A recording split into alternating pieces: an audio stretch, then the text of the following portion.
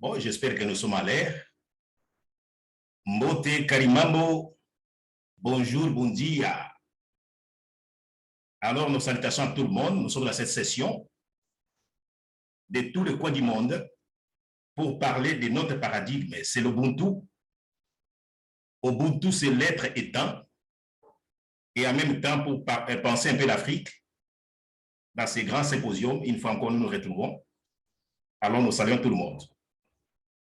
Moi, c'est Bassa Ilele Malo Malo, du Congo, résident au Brésil, professeur à l'université Unilab, l'université d'intégration internationale de la lusophonie afro-brésilienne. Alors, je vais faire la médiation de cette session. Devant moi, j'ai 3 personnes. Nous avons Diane Gistal, de l'autre côté, Sandra Petit, et Marc Ona. Et nous remercions déjà Patrick et tout le monde qui nous donne le support. Et vous aussi qui va nous écouter de l'autre côté. J'aimerais dans un premier moment présenter nos invités. Diane Gistal est une productrice culturelle et une commissaire d'art indépendant basée à Titiac, Montréal. Elle est la fondatrice et la directrice générale de Nigara Louvata, un organisme à but lucratif qui célèbre la culture, l'histoire afrodescendante et africaine à travers les arts visuels et médiatiques. En 2001, l'organisme a été lauréat du Grand Prix non indispensable de l'équité du Conseil des arts de Montréal.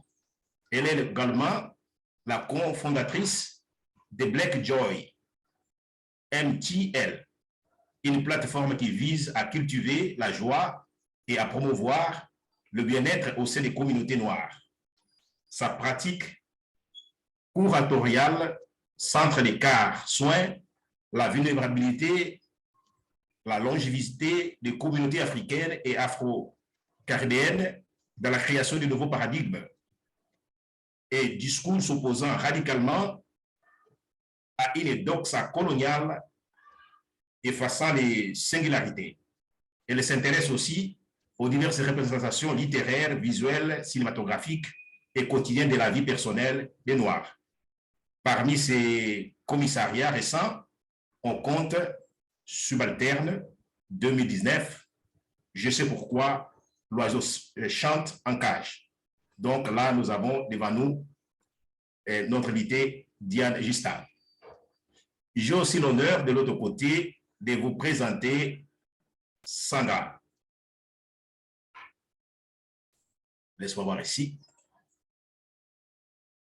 Sandra Petit, d'origine caribéenne, mère des Kaini, c'est lui qui amène la bénédiction, docteur en sciences de l'éducation à Paris 8, professeur de la facette Université fédérale de Ceará au Brésil, coordonne NACE, les groupes de recherche de Ceará sur l'africanité, avec trajectoire dans la sociopolitique et l'éducation populaire, se concentre depuis plus de 20 ans aux études de éducation et relations ethniques. Et elle a plusieurs publications que vous pouvez aussi accompagner dans notre site. Enfin, c'est Marc Ona. Marc est le secrétaire exécutif de l'ONG Défense de l'environnement Brain Forest. Et il a gagné le prix Goldman en 2009, équivalent au prix Nobel de l'environnement.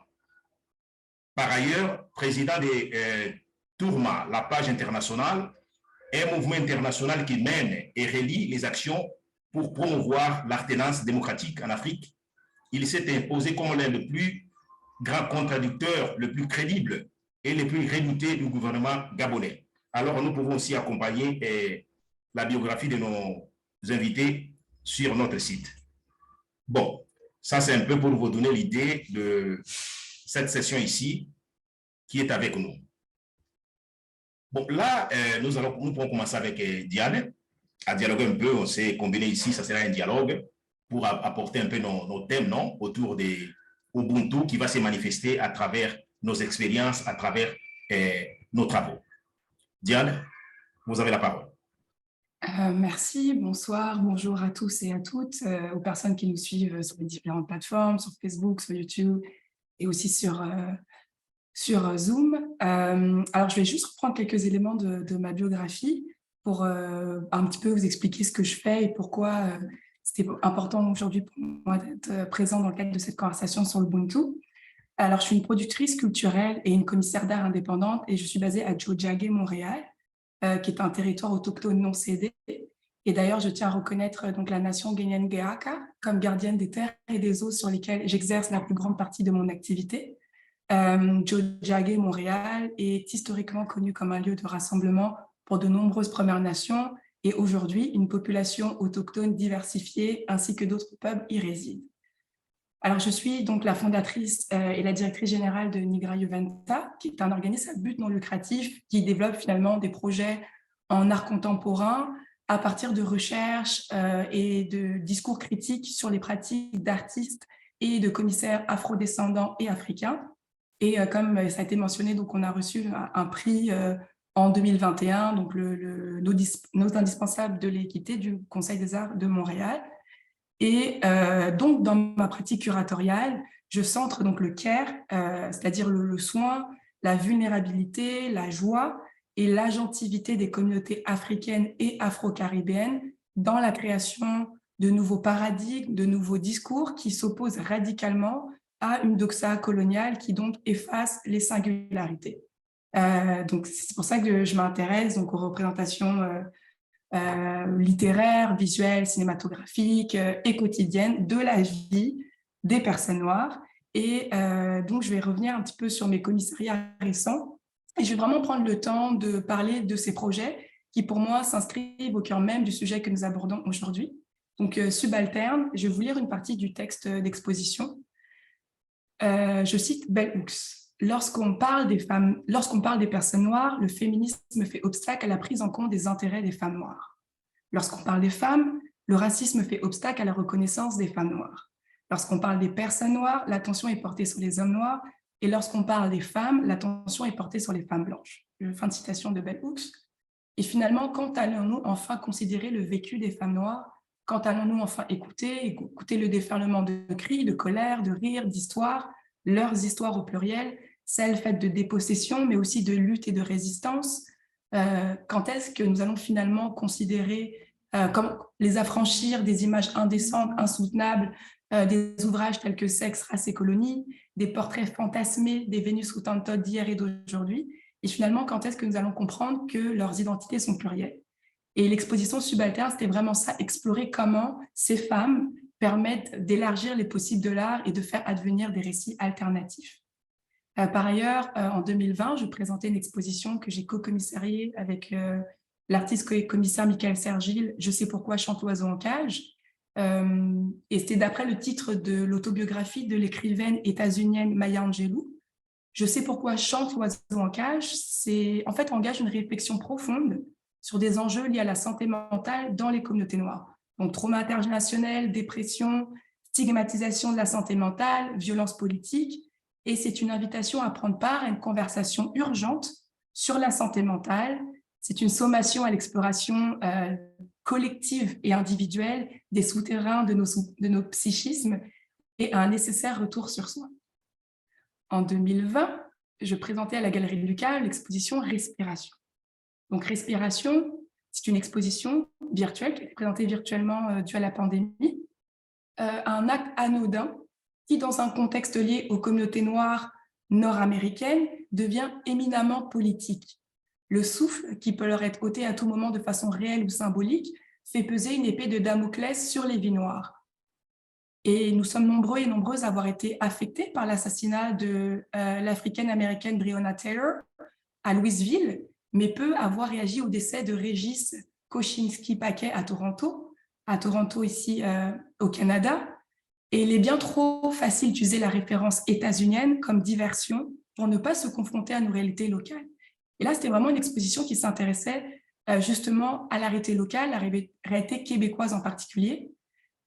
Pourtant, Johnny Jean-Pierre, Pierre Coriolan, Nicolas Gibbs ont bien été tués sous nos yeux et nous faisons encore l'expérience d'un monde où des inhumanités subalternisées ne suscitent pas la même capacité d'indignation et de mobilisation lorsqu'elles sont menacées dans leur intégrité physique et morale, comme le rappelle l'écrivain sénégalais Felwine Sarr. Un monde dans lequel les subalternes, et là ça reprend un petit peu l'exposition qu'on présentait sur les femmes noires, ne peuvent pleinement épanouir leur potentialité humaine, pour citer Felwine Sarr. Alors que faire? Rappeler constamment que nos vies comptent.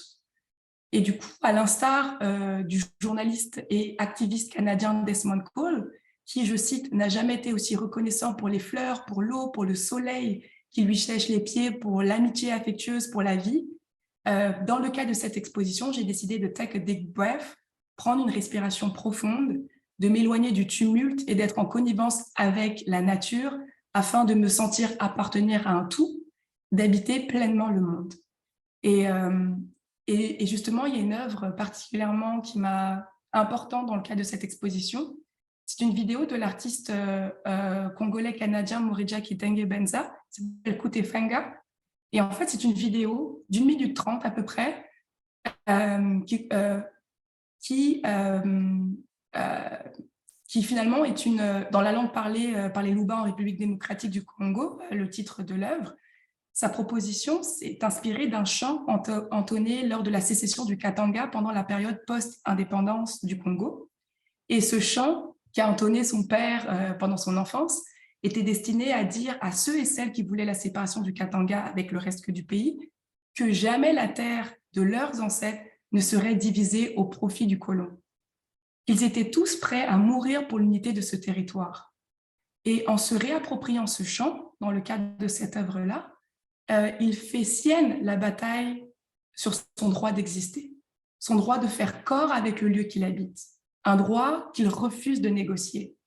Et ce travail est non seulement une réflexion sur le système colonial et ses ramifications, mais son impact aussi sur une population même après plusieurs siècles.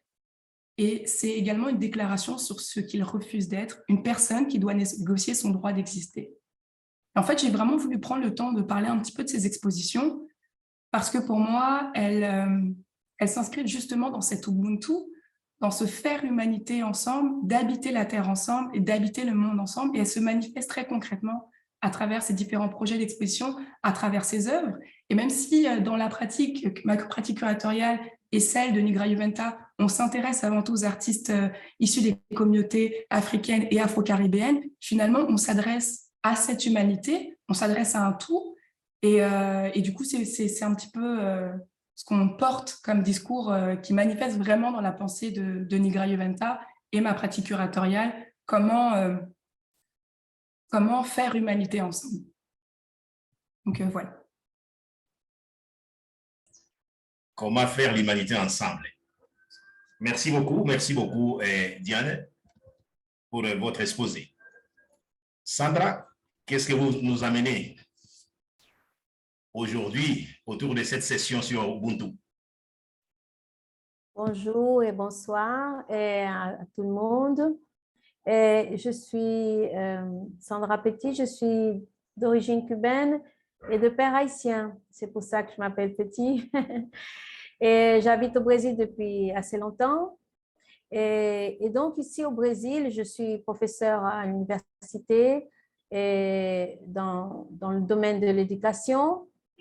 Je forme les futurs professeurs ou enseignants qui vont agir dans les écoles. Et nous avons beaucoup de travaux sur les africanités. D'abord parce que c'est une population à 56% noire, la population brésilienne. Et en même temps qu'elle est majoritaire, elle est minoritaire politiquement. Politiquement, elle est minoritaire par rapport à ses droits et par rapport à son pouvoir politique. Mais ce dont je veux parler, c'est justement les formes de résistance. Il y a beaucoup de formes de résistance au Brésil Bon, c'est un pays extrêmement marqué par l'esclavage, qui a été le dernier pays à abolir l'esclavage. Et donc, il est extrêmement marqué par l'esclavage encore aujourd'hui, avec des mentalités très, même extrémistes par rapport à ça. Et aujourd'hui, on se rend compte combien cela est fort au Brésil par rapport au gouvernement que nous avons en ce moment, et nous sommes en plein procès d'élection. Nous faisons un travail de résistance depuis longtemps, comme beaucoup de gens font. Ici, c'est vraiment un endroit où les résistances se trouvent partout, les résistances noires, et aussi les résistances des peuples originaires. Et donc, on fait un travail sur la pédagogie, que nous appelons prétagogia, qui est un jeu de mots qui veut dire c'est une pédagogie noire, en fait. Et noire dans quel sens? Dans le sens de chercher des références africaines et afro-diasporiques, de chercher des références qui sont plus représentatives que ce qu'on trouve en général dans nos curriculums. Dans nos curriculums, en général, on ne trouve pas beaucoup de références à la production et à l'histoire africaine et non plus à l'histoire des afrodescendants du monde, y compris au Brésil. Donc, c'est un grand travail que nous réalisons par rapport à ça.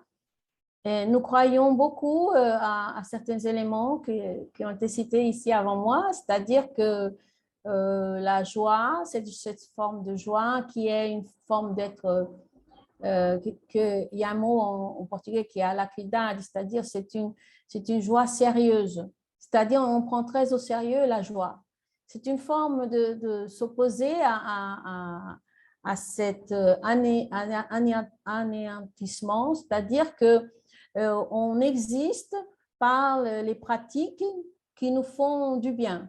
Hein, et ces pratiques, ce sont des pratiques de tout genre, mais beaucoup de pratiques qui partent du corps.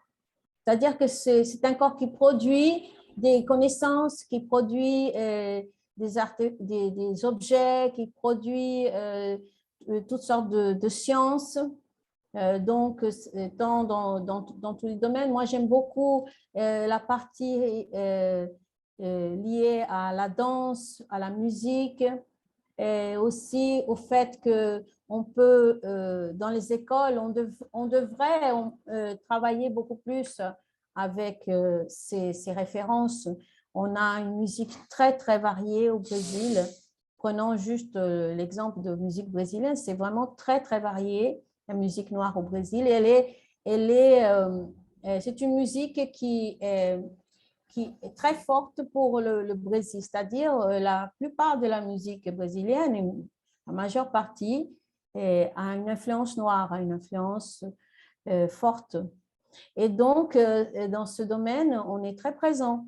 On est très présent aujourd'hui, non seulement avec les formes traditionnelles, les formes de fêtes traditionnelles, les formes de collectivité, les formes de religiosité, les endroits où ont lieu les religions d'origine africaine, c'est-à-dire on a tout ça, le candomblé, l'umbanda, mais aussi dans les formes plus modernes avec le hip-hop, c'est-à-dire avec les danses. Aujourd'hui, ce qu'ils appellent les batailles, ce sont les batailles de danseurs, hein, les batailles de gens qui chantent, qui font des vers, qui vont chanter et se faire des défis au moment des chants.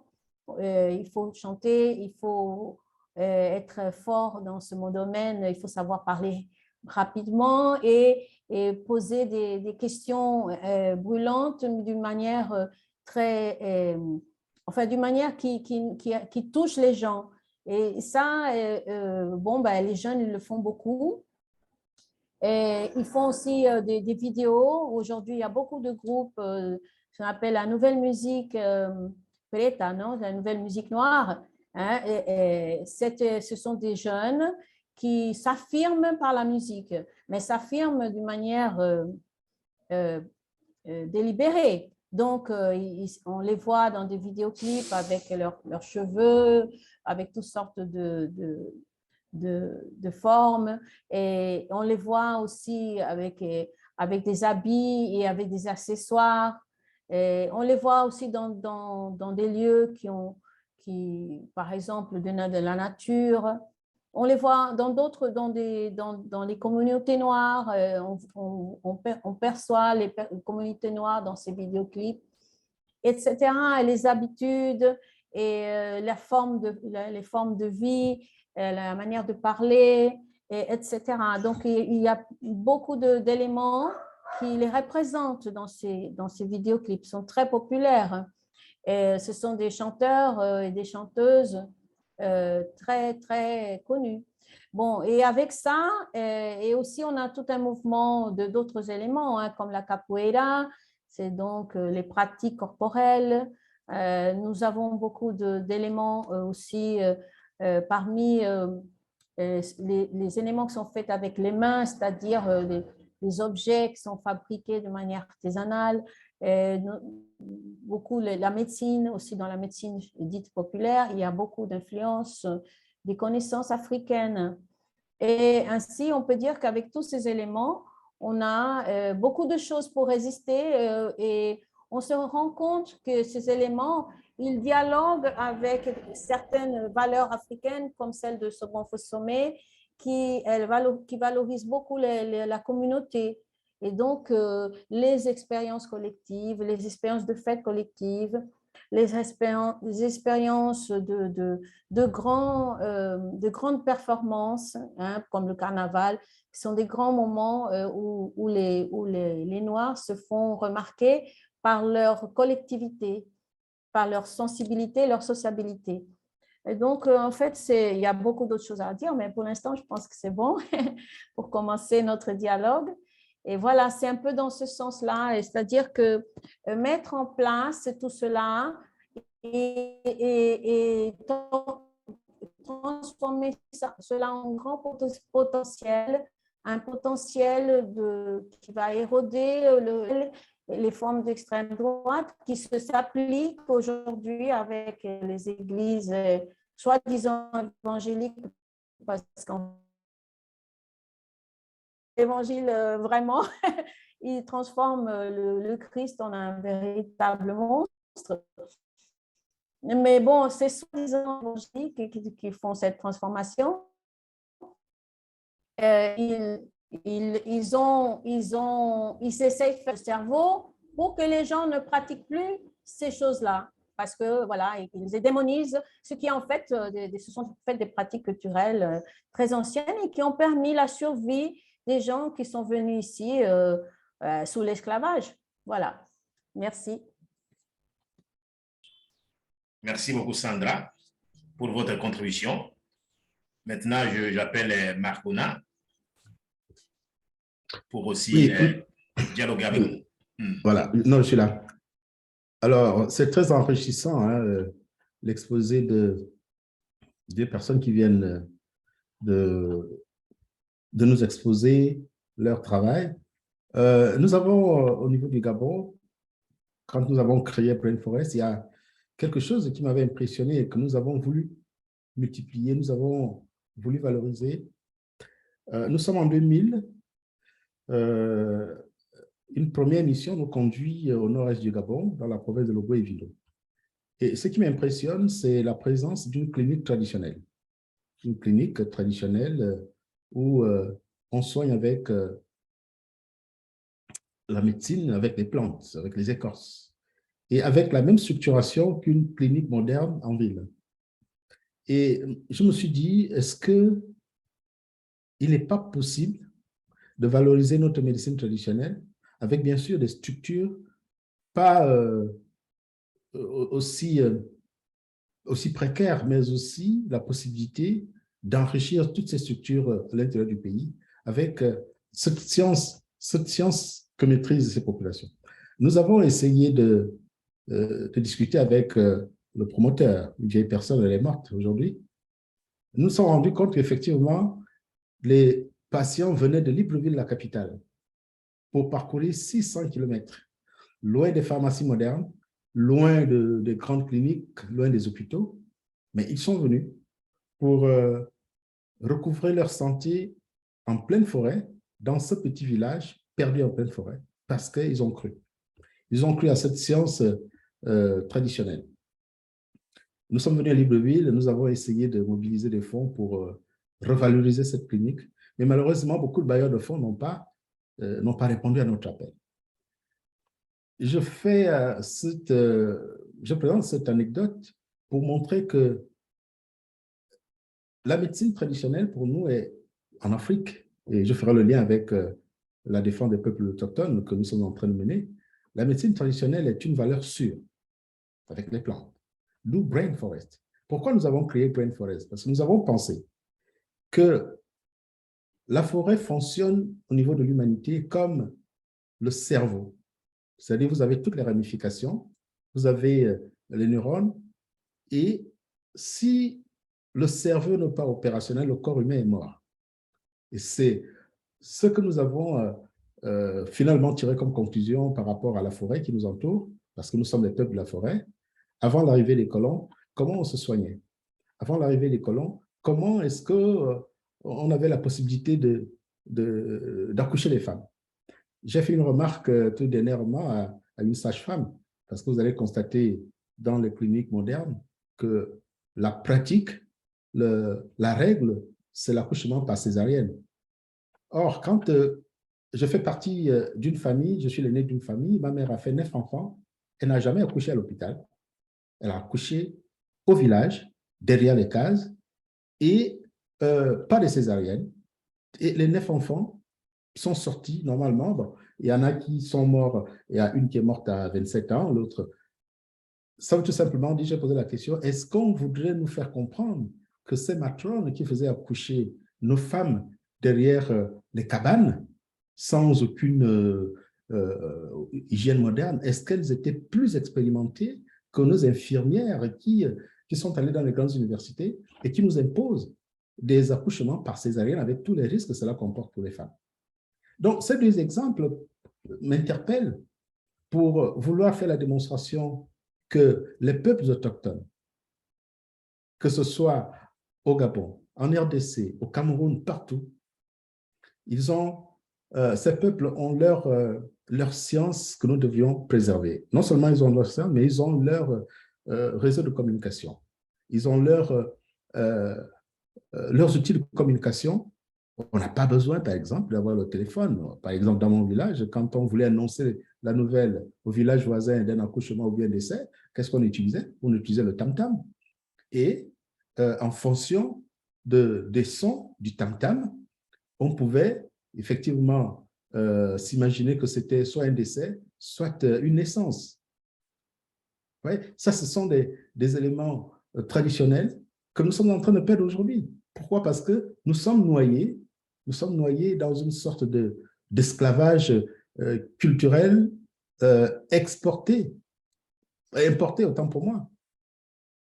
Aujourd'hui, nous sommes en train de parler une langue, la langue française, hein, alors qu'il y a un Congolais, il y a une Brésilienne, il y a une Haïtienne, etc., etc.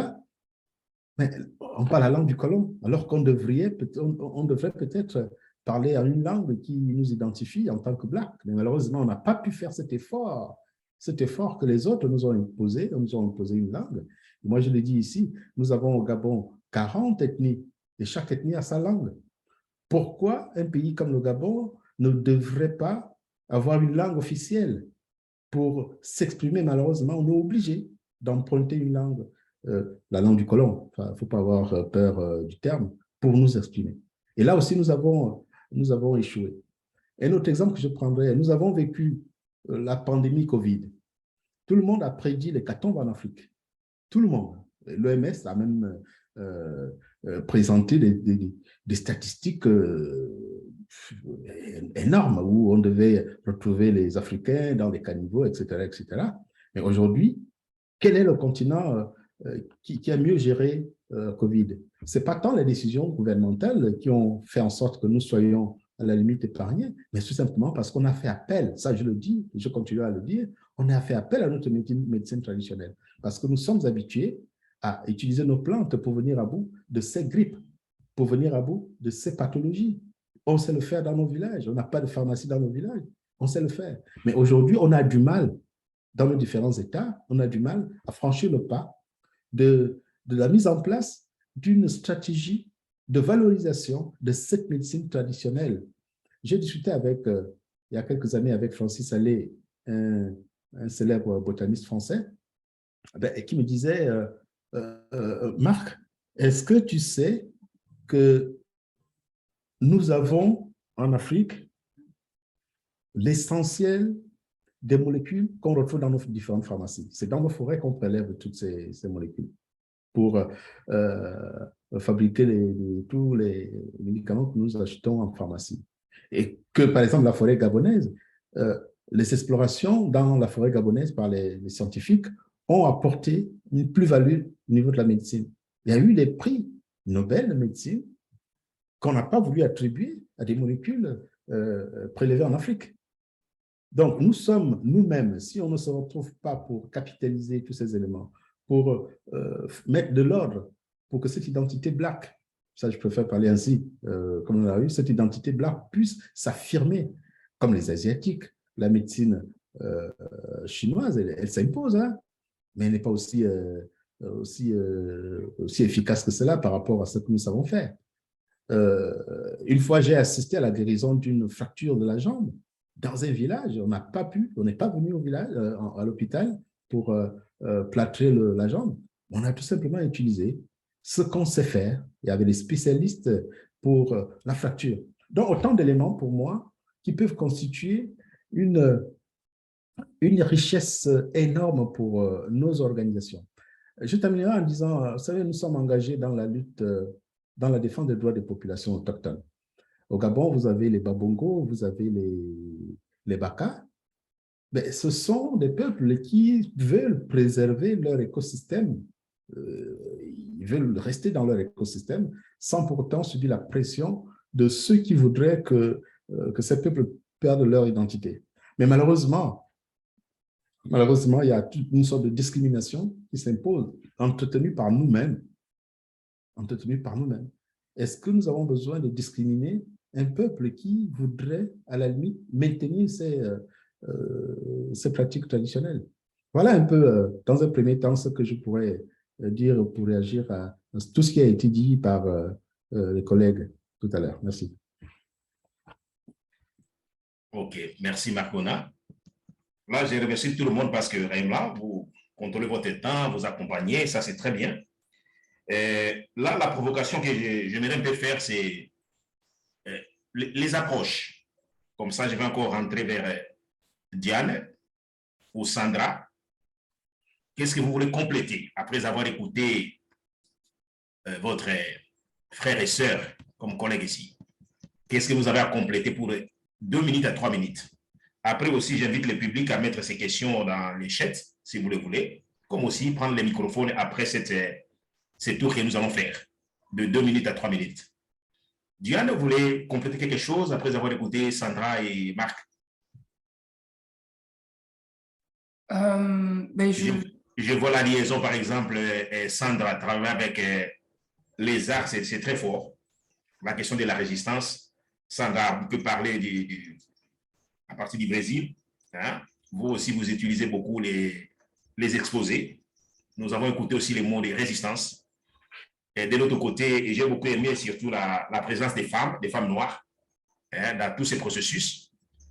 Et en écoutant Ona, en parlant depuis la forêt des autochtones, nous voyons combien il montre comment il est important surtout de valoriser les savoirs endogènes, hein, à partir de la médecine et d'autres, ici l'accouchement, tout ce que nous avons écouté. Alors, ces liens-là, un peu si vous pouvez vous provoquer à partir de l'art, et nous savons que vous êtes aussi en train de produire à partir du Canada, Montréal exactement, mais il y a un dialogue aussi avec les États-Unis. Hein. Vous avez évoqué un peu le Congo, j'ai écouté les Luba, la résistance depuis les Lubumbashi, non, la résistance contre les colons. Et tout ça, si vous avez quelque chose encore à compléter avant de passer à notre rubrique. Mais je trouve ça vraiment très intéressant et pertinent, les présentations de mes deux collègues. Effectivement, je pense qu'il y a aussi un enjeu très important à soulever en art contemporain, c'est de reconnaître certaines formes d'art sont considérées comme, disons, plus nobles, plus appropriées pour des institutions muséales, et d'autres formes d'art qui sont considérées comme traditionnelles, artisanales, et donc s'éloignent du discours de l'art contemporain. Et en fait, c'est comment valoriser ces formes d'art, comment valoriser ces formes d'art traditionnelles, comment valoriser ces discours qui parlent finalement de nos réalités, de nos vécus, et sortir un petit peu aussi de cette exotisation. Puis je pense qu'il y a quelque chose d'assez intéressant aussi avec ce que disait Marcona. En art contemporain, on a une facilité à catégoriser de façon exotique. C'est intéressant, je parlais avec un artiste aujourd'hui qui disait moi, j'ai pas envie d'être exposée et qu'on me parle de mon travail comme étant quelque chose d'exotique ou d'un ailleurs. Et en fait, c'est comment considérer ces éléments-là comme faisant partie de l'universel, c'est-à-dire comment considérer ces formes de médecine comme de la médecine traditionnelle, comme la médecine moderne, comme faisant partie de différentes sphères de savoir, mais de façon égale. Et c'est la même chose pour l'art contemporain, comment considérer ces pratiques, comment considérer ces discours sans avoir un regard colonial. Et c'est vraiment ce qu'on essaye de faire avec cette plateforme-là, de donner l'opportunité à des artistes qui ont différentes réalités, qui viennent de différents espaces géographiques. Là, je citais l'artiste canadien-congolais Moja Kitenge Benza, mais on essaie de travailler avec des artistes qui sont nord-américains, qui sont afro-européens, qui sont africains, qui sont afro-caribéens, et aussi montrer que ces identités sont plurielles, que même en étant noir, on a une façon différente d'habiter le territoire, de considérer le territoire, nos expériences, notre histoire, et varient finalement en fonction de nos vécus. Et donc, c'est vraiment de montrer que toutes ces façons d'aborder l'art, ou toutes ces histoires sont légitimes. Nous, ça passe par juste les représenter, et de façon égale. Très, très clairement, lorsqu'on fait une exposition, on aime avoir des artistes émergents et émergentes, de jeunes artistes qui débutent leur carrière avec des artistes accomplis. On aime avoir des artistes locaux et locales qui viennent d'ici, mais avec des artistes internationaux. Et toujours exposer ces artistes en disant que dans ce dialogue-là, il n'y a pas un discours qui prime sur l'autre, il n'y a pas un vécu qui prime sur l'autre, et de montrer que toutes ces pluralités, cette polyphonie, finalement, elle existe, elle est valide. Et moi, je trouve ça intéressant. Il y a une question qui a été posée. Comment faire pour toutes nos disciplines, finalement, pour rendre ces savoirs, ces types de connaissances-là légitimes, les rendre accessibles à la jeunesse, les rendre accessibles à une nouvelle génération. Et je pense que c'est un peu le travail que chacune porte dans sa discipline. Mais c'est essentiel et je trouve ça vraiment intéressant. Merci pour vos présentations, c'est vraiment riche. Nous avons reçu une question ici. Je vais seulement lire la question. Là, je vous passe la parole, Sandra, après pour écouter Ona. La question est, comment pouvons-nous enseigner la médecine traditionnelle ou, dans une moindre mesure, la connaissance des plantes aux générations actuelles et à venir? Par où commencer? Où existe-t-il déjà des initiatives à ce sens? Je ne sais pas si c'est la même personne qui a complété. Il faut faire prendre conscience aux jeunes des richesses traditionnelles locales. Ça serait déjà un premier pas. Comme ça, on va penser, pendant que Sandra, je vais vous mettre quelque chose là, du point de vue de la pédagogie. Prêta, ça veut dire les blacks, hein, c'est les noirs, c'est les kabits. Alors, et les pédagogies avec des références du point de vue des populations noires. Quand vous écoutez Diane, en même temps Marc, comment les récupérer du point de vue de la pédagogie, de la science de l'éducation, dans ce que vous faites, généralement. Après, je reviens à Marc. Bon, du point de vue de la pédagogie, il y a beaucoup de choses à faire de ce côté-là parce qu'il faut commencer par d'abord avec soi-même. Moi, je pense qu'il faut d'abord commencer avec soi-même. D'abord, se connaître.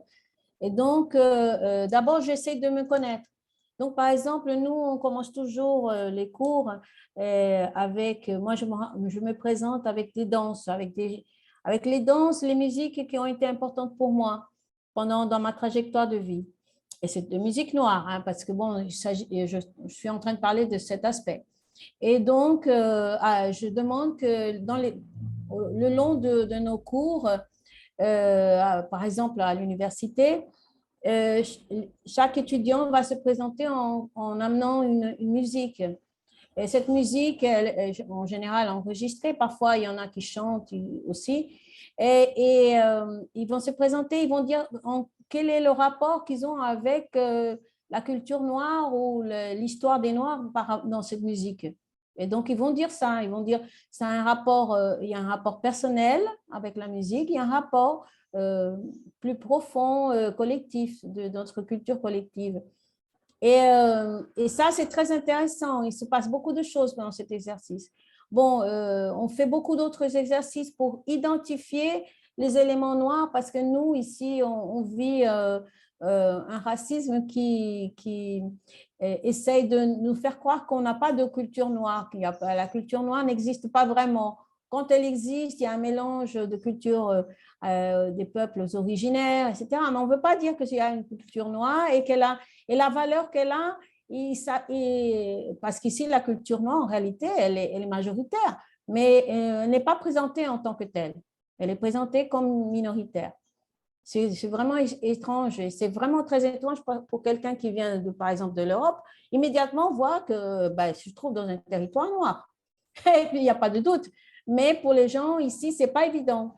Donc, qu'est-ce qu'on fait? On fait des travaux là-dessus pour reconnaître les éléments de culture noire, des éléments des valeurs noires, des valeurs africaines qui sont présentes ici. Donc, j'ai établi une liste d'environ 30 éléments que je présente toujours aux étudiants et aux futurs formateurs.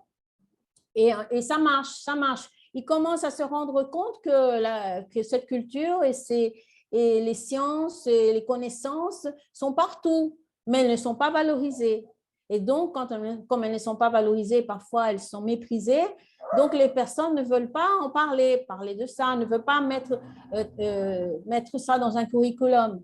Mais nous avons une loi ici, nous avons une loi très importante qui oblige, à partir de 2003, à mettre ces connaissances dans nos curriculums, c'est-à-dire qu'ils doivent parler de culture, d'histoire africaine et afro-brésilienne et afro-diasporique. Et c'est difficile à mettre en place, ça fait déjà, ça fait 20 ans, mais c'est difficile à mettre en place tout ça, ça va faire 20 ans, parce que les mentalités n'accompagnent pas. Et pourquoi qu'elle n'accompagne pas? Parce que justement, le système a beaucoup de mal à se transformer, le système d'éducation. Donc, elle continue à faire valoir les cultures européennes comme supérieures. Et donc, il y a une espèce de hiatus entre nous, c'est-à-dire que la culture générale n'est pas vraiment la culture européenne, bien qu'elle soit présente, bien sûr, elle est présente, mais elle est mélangée avec beaucoup d'autres éléments qui ne sont pas européens. Et la culture africaine, elle termine par être prépondérante, surtout dans la région où nous nous trouvons au nord-est du Brésil.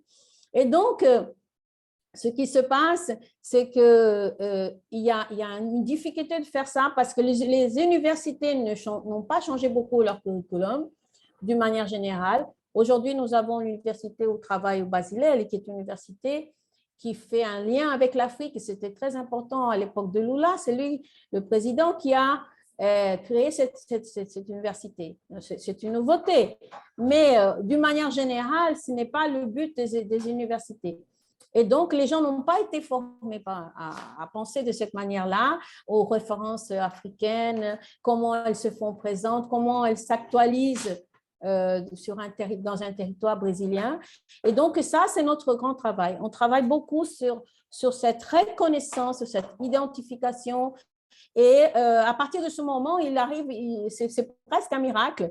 Les gens se reconnaissent comme noirs, les gens ont envie de connaître plus, ils se demandent pourquoi on nous a ôté cette connaissance, pourquoi on ne sait presque rien sur les philosophies africaines, on ne sait pas qu'elles existent, on ne connaît pas ces femmes noires, on ne connaît pas ces hommes noirs, on ne connaît personne.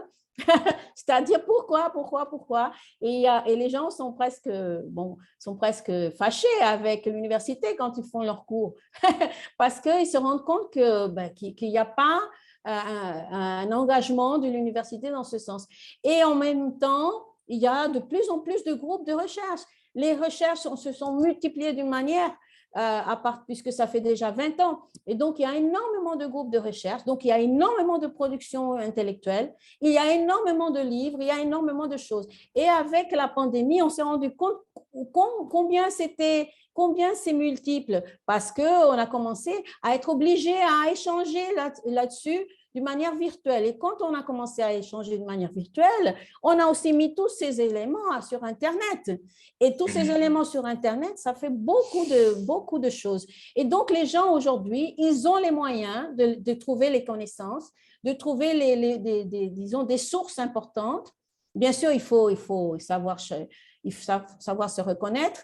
Mais qu'est-ce qui manque? Il manque que ce soit une connaissance plus structurée. Il faut une connaissance structurée par rapport à ça quand même, parce que ce sont des sciences, parce que ce sont plusieurs histoires qui commencent là il y a très longtemps, puisque les peuples africains sont les premiers au monde, etc.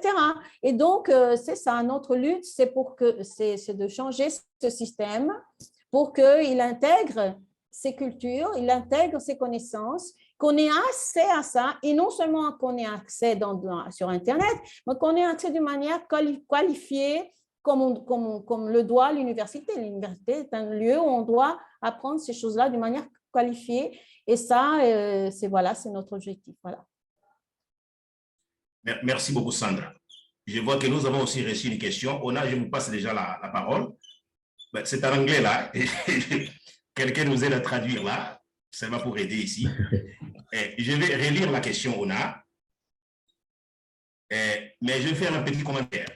Hier, moi, j'ai reçu dans ma classe, ici à l'université, un maître de Kemet Yoga, ou Yoga Skills, maître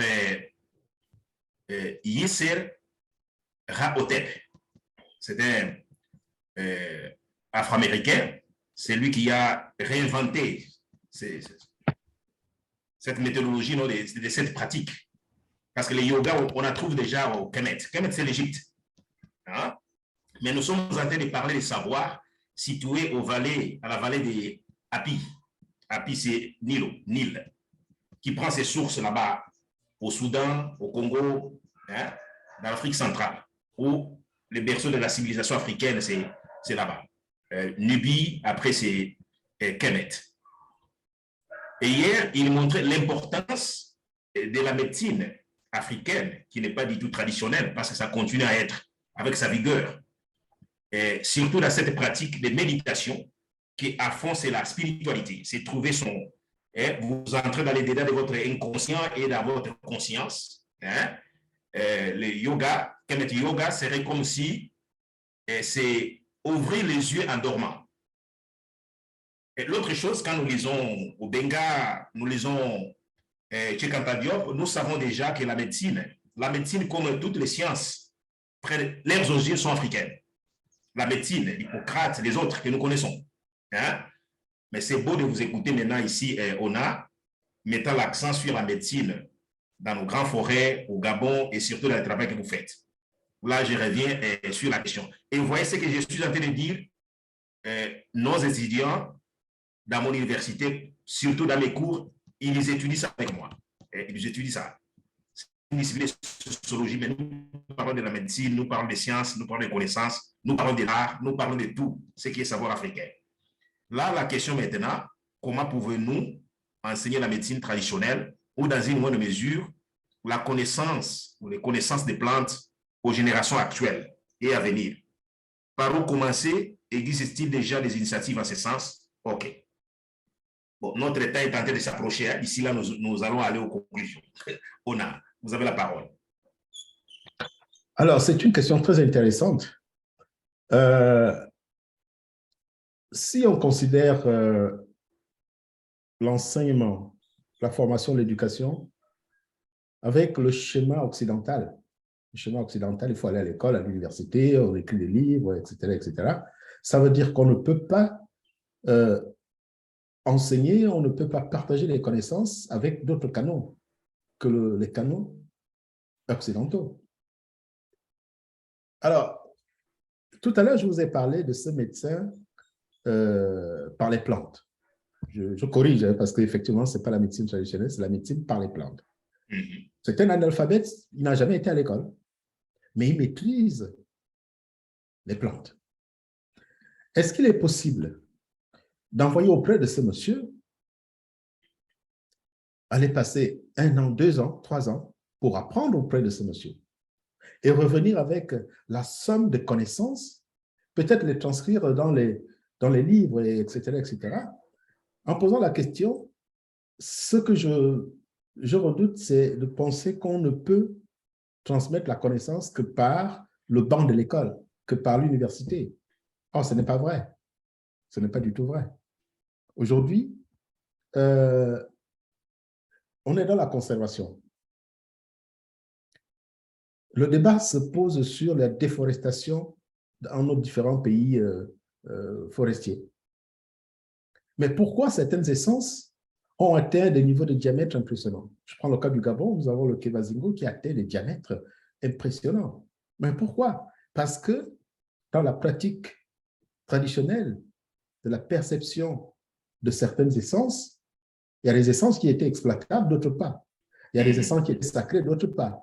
Il y a par exemple des espèces animales qui n'étaient pas consommables et d'autres pas, etc., etc. Donc cette conservation a été faite de manière empirique parce que il y a eu des connaissances ancestrales de l'utilisation de tel ou tel animal, de la consommation de telle ou telle viande, et puis pourquoi on n'arrive pas à exploiter telle ou telle essence. Si vous allez me poser la question pourquoi tel arbre a fait cette dimension et que le moment où l'exploitant forestier arrive, il découvre la valeur de cette essence, ben, il est obligé de couper un arbre millénaire que les peuples autochtones ont conservé. Et on viendra nous parler de la conservation qui vient du Nord. Non, la conservation ne vient pas du Nord. C'est nous qui avons la science de la conservation de nos forêts, de nos essences, de nos espèces animales. Moi, je pense, pour répondre à la question, on est capable d'envoyer des étudiants auprès de ces docteurs qui soignent par les plantes. On est capable. Il faut peut-être dépasser ce paradigme occidental. On ne peut apprendre qu'à travers les cahiers, on ne peut apprendre qu'à travers... Par contre, ceux qui sont habitués à transcrire, c'est là où la science peut se transmettre parce que ceux-là, ces étudiants qui auront auprès de ces médecins entre griffes traditionnels, vont apprendre, peut-être ils vont découvrir le secret de telle ou telle plante par rapport à telle ou telle pathologie. C'est ce travail qui est à faire. Je terminerai en disant, nous avons une plante au Gabon, l'iboga. L'iboga, c'est une plante très célèbre. J'ai un ami qui initie à l'iboga. J'ai assisté à l'arrivage des Américains, des Australiens, des Brésiliens, de partout, qui viennent s'initier à l'iboga au Gabon. Ça prouve à suffisance que nous avons aussi une science qu'on peut transmettre au-delà de nos frontières africaines. Moi, je pense qu'au-delà de l'aspect purement didactique, la connaissance a été transmise en Afrique de bouche, enfin, l'oralité, hein, l'oralité a été à l'origine de tout ce que nous savons. Au-delà de l'oralité, il y en a qui détiennent l'oralité, mais d'autres qui détiennent la science de l'écriture. On peut associer les deux pour qu'on puisse avoir dans l'histoire des générations qui se retrouvent dans la médecine par les plantes. Ok, merci beaucoup, merci beaucoup. La question, c'était, comme on n'est pas nombreux du tout, c'est Petara Soni qui avait fait la question. Nous avons encore ici un commentaire et une question en même temps. Si je ne me trompe pas, c'est Gina qui a formulé la question. Et je remercie déjà qui a traduit la question ici. C'était en anglais. Alors, je vais lire cette question. Là, je vous invite à répondre comme vous voulez, hein, ou faire votre commentaire. Et en même temps, déjà, nous allons remercier le public qui nous a accompagnés, remercier tout le monde ici. Alors, nous allons déjà nos conclusions. Mais avant tout cela aussi, je vais faire un petit commentaire. Merci d'avoir décentré le racisme et l'oppression dans cette discussion et d'avoir mis l'accent sur les forces et les contributions des Africains et des afrodescendants de la diaspora, compte tenu de la grande diversité de notre africanité. Comment pouvons-nous consolider et mobiliser des concepts tels que Ubuntu, l'Ubuntu, dans le cadre des recherches comme moyen d'étayer les épistémologies et les méthodologies africaines dans notre travail?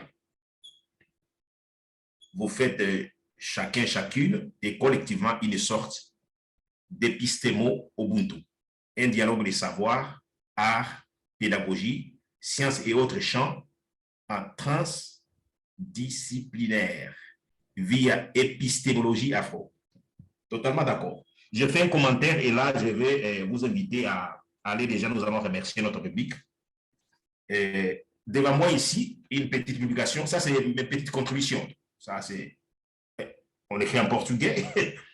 La philosophie d'Ubuntu et les valeurs civilisatoires des actions affirmatives pour le développement soutenable à l'époque.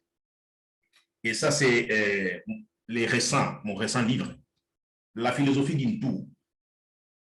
Ubuntu, c'est Onto, c'était un mot bantou, mais en même temps un mot kamite, de Medunete. Hein? L'ontologie vient de là. La Grèce va copier de chez nous. Et c'est pour dire réellement, et nous allons dans ce sens-là. Et moi, je venais de faire une table ronde, ça ne fait pas longtemps, Gina. Et la table ronde était sur, c'était l'environnement, les refuges, et c'est, vous venez toujours hein, dans nos publications, Gina. Je pense que quand vous nous amenez les concepts des injustices sociales, environnementales, raciales, des genres, ça, ce sont les publications de Gina et Paul Carnon, que nous aussi, nous citons ici au Brésil. Réellement, on est dans la même direction. C'est pour dire que Ubuntu, réellement, c'est un paradigme. C'est un des paradigmes africains. Et ce que nous voyons aujourd'hui, les propositions de Cheikh Anta Diop, de réellement regarder Kemet, regarder les vallées des Hapi, du Nil, où nous avons des productions, il y a des textes. L'Afrique avait plus de 10 écritures, ça on en a, comme l'oralité aussi on en a. Aujourd'hui, il y a toute une tendance de faire ce dialogue-là entre les vallées du Nil et d'autres coins de l'Afrique pour produire l'épistémologie dans la contemporanéité. Donc, nous sommes dans cette direction. Bon, comme ça, moi, je vous donne encore la parole pour remercier, pour dialoguer aussi avec la question de comment les épistémologies, les savoirs dans votre travail. Nous pouvons commencer par vous, Diane. Je vais peut-être laisser la parole à quelqu'un d'autre. Je réfléchis encore à la question. Ok. Sandra, question de 3 minutes hein, pour 3 minutes, 4 minutes. Sandra. D'accord. Bon, ça va, vous m'écoutez là? D'accord.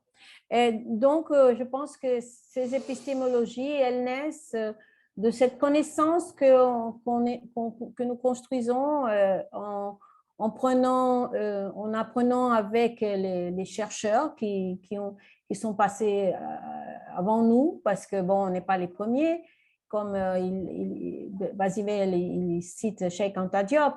Donc, il y a beaucoup de gens avant nous qui ont montré, ouvert des chemins de recherche, des chemins d'études, de connaissances de toutes sortes, dans tous les domaines. Et nous ne connaissons pas assez ce que ces chercheurs ont fait auparavant et les chercheuses. Et nous ne connaissons pas toute cette connaissance, nous n'avons pas eu le droit à cette connaissance à l'école, nous qui avons étudié dans des écoles colonisées ou dans des écoles européennes. Bon, de toute façon, on n'a pas eu accès à tout ce bagage. Et donc, c'est important qu'on apprenne. Et maintenant, avec l'Internet et avec tous ces échanges qu'on fait, on se rend compte qu'il y a plusieurs sources, et plusieurs seuils et plusieurs endroits en Afrique qui ont produit ces connaissances. Parfois, il y a 5, 6, 7, 8 000 ans avant nous. Et donc, ça, c'est important, ce qui s'est déjà passé. Et ce qui est important de savoir, ce qui se passe actuellement, qu'est-ce qui se produit dans le monde. Et pour nous, c'est très important, je pense, ici au Brésil, bon, c'est mon point de vue particulier, de connaître aussi ce qui se passe dans les autres pays où se trouve le monde noir, parce qu'au Brésil est très isolé quand même. Hein. C'est un pays tellement grand qui occupe la moitié du continent, du sous-continent d'Amérique latine, et finalement, il se comporte comme s'il était seul. Et c'est pas la réalité de l'Amérique. Puisque les peuples noirs sont partout dans le continent. Et aussi, il y a les Noirs qui se trouvent en Europe et ailleurs. Et donc, on parle beaucoup de la relation avec le continent africain, ce qui est déjà un bon commencement. Mais je pense qu'il faut parler de tout ce qui se produit partout, parce qu'il y a beaucoup de choses qui se produisent dans d'autres endroits, dans d'autres collectivités, et d'autres pays d'Amérique latine, dans les Caraïbes, au Canada, aux États-Unis, etc. Donc, ce que je pense, c'est qu'il faut connaître de plus en plus ce qui se passe, ce qui s'est passé auparavant, ce qui se passe maintenant. Et avec ça, on produit, oui, de nouvelles épistémologies. On se rend compte qu'on peut élargir beaucoup nos compréhensions et on peut aussi faire une critique plus profonde. Parce qu'il est important de faire cette critique, parce que c'est quand même, ça a mené à beaucoup d'oppression dans le monde entier. Et aussi, on se rend compte que ces connaissances, comme on a dit ici par rapport à la médecine, elles sont importantes pour que le monde puisse prendre un nouveau parcours, parce que le monde a besoin d'un nouveau parcours, parce qu'on est en train de tuer la planète. Donc, c'est très important que ces connaissances, elles se mélangent à ce qu'on a comme bagage et qu'elles puissent maintenant être prises au sérieux parce qu'elles ont beaucoup de choses à enseigner au monde entier et pas seulement aux Africains et pas seulement aux Noirs. Merci. Et d'abord, je dois remercier pour l'organisation, avant de je ne peux pas partir sans remercier l'organisation, l'opportunité d'être ici avec vous. J'espère vraiment qu'on va maintenir ces échanges au-delà de ce moment et qu'on puisse avoir accès à email ou quelque chose, qu'on puisse encore se parler à un autre moment ou faire des choses, d'autres échanges. Je suis très heureuse de ce que j'ai écouté ici, de cette expérience et merci beaucoup vraiment à tout le monde, aux personnes qui sont venues aussi nous faire des questions. Merci beaucoup. Merci Basilel. Merci Sandra. La question posée sur les épistémologies, c'était la question de Tia. C'est Tia qui avait fait la question. Tia Collins. Et les commentaires étaient de Gina Tézé. Et on nous annonce que il y a Happy Hour dans 30 minutes. Nous arrivons déjà vers la fin. Diane et après Marc, pour finir. Moi, je voulais prendre le temps de vous remercier pour cette conversation. C'était vraiment enrichissant. Je pense que c'est un petit peu trop court peut-être pour répondre à la question qui a été posée. Mais ce qui est important de comprendre, en tout cas dans ma pratique curatoriale, c'est pour moi l'importance de considérer les connaissances empiriques. Du coup, on est vraiment dans l'exploration et dans l'écoute des artistes. On est vraiment dans ce rapport à la relation.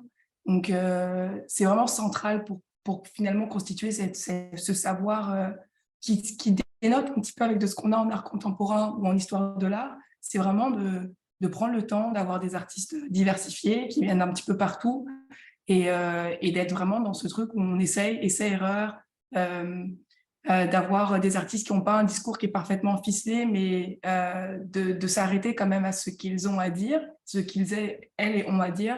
Et donc, c'est un petit peu comme ça qu'on arrive à avoir une parole libre, et je dirais une parole décoloniale. Et c'est en ça que vraiment, dans ma pratique, j'espère, d'une certaine façon, m'inscrire dans cet Ubuntu. Et donc voilà. Et merci à tout le monde pour cette belle conversation. Puis j'espère qu'on aura l'occasion de la poursuivre par la suite. Ah, et merci Patrick aussi pour la technique et pour avoir essayé de tout. Merci Diane. Ona, s'il vous plaît. Vous avez la... Oui, merci. Merci pour cette première rencontre, cette première expérience. Cet après-midi, j'ai été panéliste à Lyon d'un symposium, c'était un forum, le forum de la jeunesse, de l'environnement. Les questions qui m'ont été posées ont suscité en moi une certaine curiosité.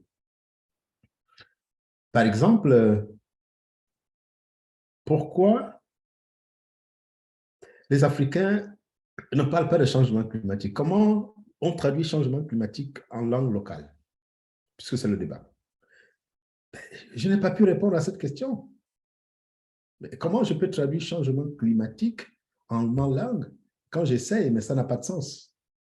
Ça veut tout simplement dire que chaque langue a cette force en termes de richesse, en termes de prononciation, qu'on trahirait la langue en essayant de traduire.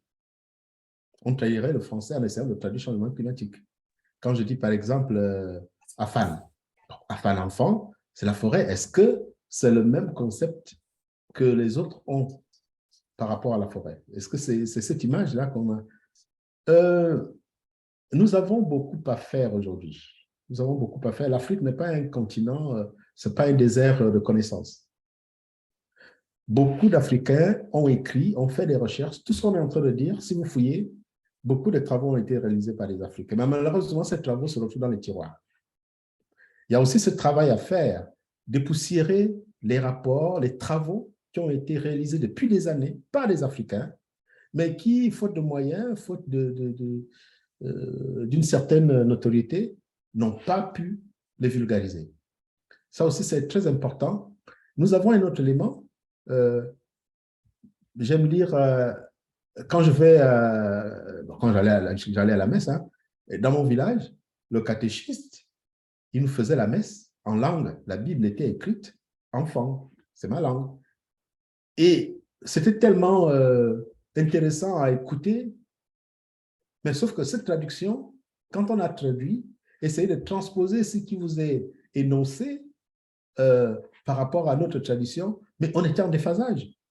On était en déphasage. Quand on vous dit que, bon, voilà, Jésus a marché sur l'eau, bon, écoutez, comment on le traduit en l'enfant? Mais quand on traduit, le petit peuple a du mal à imaginer que quelqu'un marche sur l'eau. Oui. Donc, je ne pense pas que nous soyons obligés d'abandonner nos langues traditionnelles dans la recherche. Quand j'ai écouté, quand nous sommes très fans de la musique congolaise, RDC, tout le monde a dansé au rythme de Franco et tout. Franco n'a jamais chanté en français, mais il chantait en lingala. Mais tout le monde fredonnait le lingala comme s'il comprenait quelque chose, mais il ne comprenait rien. Il y avait non seulement le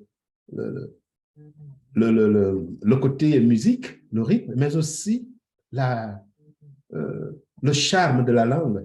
Le charme de la langue. On avait envie de prononcer les mêmes mots que Franco, mais on ne comprenait absolument rien du tout. Je pense que nous avons la possibilité aujourd'hui de faire ce travail pour pas seulement abandonner ce qui nous est légué, mais aussi faire une sorte de jonction entre ce que nous avons et ce que nous sommes en train de vouloir abandonner. Ma fille aujourd'hui, mes enfants ne parlent pas ma langue. Mais dommage, qu'est-ce que je dois faire? Il faut que je m'impose pour que mes enfants parlent ma langue. Donc voilà un peu, je remercie Patrick pour ce symposium. J'espère qu'il y aura une deuxième édition pour avoir beaucoup plus de temps et développer des thématiques beaucoup plus qui vont même au-delà de ce que nous sommes en train de dire. Parce que je reconnais, là, il y a 3 continents qui sont réunis avec presque les mêmes thématiques parce que nous sommes tous issus de la même racine, la racine black, et on ne peut pas sortir de cela. Au contraire, c'est une richesse pour nous. Merci pour cette opportunité qui nous est offerte. Merci à tous d'avoir participé, les panélistes et au public d'avoir assisté. Nous travaillerons bientôt sur un autre symposium et vous serez les premiers informés. OK. Et moi seulement, pour finir, Ubuntu, c'est la gratitude aussi. Ubuntu, c'est le mouvement. C'est réellement remercier à tout le monde. Quand on a disait là, il a parlé de la forêt. Aujourd'hui, presque tout le monde est en train de dire qu'il faudrait les Swahili au continent comme langue. Il y a ce débat. Mais si on prenait la forêt, par exemple, à Lingala, c'est Okunda. Okunda, c'est une divinité. Et il a parlé de la respiration. Mais si vous prenez les paradigmes de Kenneth, encore, vous allez dans les Médounéter, vous allez parler des choux. C'est la respiration ou l'air. L'air aussi, c'est la divinité. Donc, je peux discuter la nature, l'environnement à partir du paradigme africain et dans les concepts africains. On aura le temps de faire ça. Ubuntu, c'est la gratitude. Et vive notre symposium. Alors, on a les happy hours, non? Ça sera où? Merci beaucoup. Merci beaucoup, c'était formidable.